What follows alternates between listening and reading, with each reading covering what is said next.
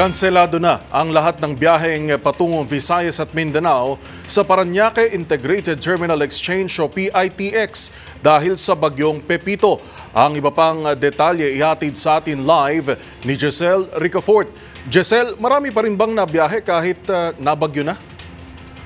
Oo, Yuel, marami pa rin tayong mga kababayan yung nais umuwi sa kanilang mga lalawigan, partikular sa Bicol at Visayas para kumustahin yung mga kamag-anak nilang naapektuhan ng magkakasunod na kalamidad.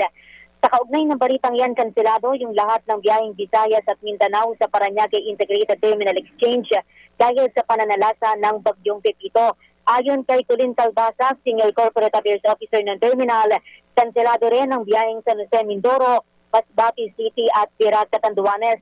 Samantala, 2 araw ng kanselado ang lahat ng biyaheng Visayas sa DLTV Bus Terminal sa Pasay, kagaya ng Catarman, Tacloban, Baybay Leyte at Borongan. Ayon sa ticket seller na si Jonalyn Dimaano, noong November 13 pa sila nagpadala ng mensahe sa mga nagbook na pasahero para ipapatid na wala silang biyahe hanggang ngayong araw. Pero meron ditong isang mag-anak na kanina pang alas 5 ng umaga naghihintay sa terminal dahil hindi umano sila na ibisuhang walang biyahe pa Visayas.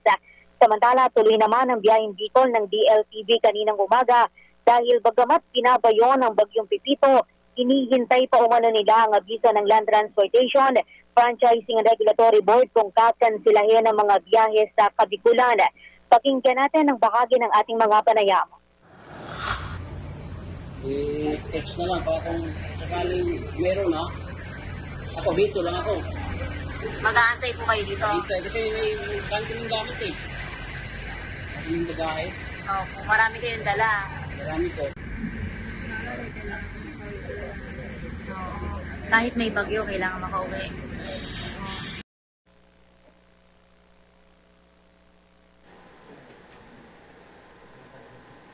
Ito si Giselle Ricafort para sa DZRH na sa Pilipinas, una sa Pilipino. Maraming salamat, Giselle Ricafort.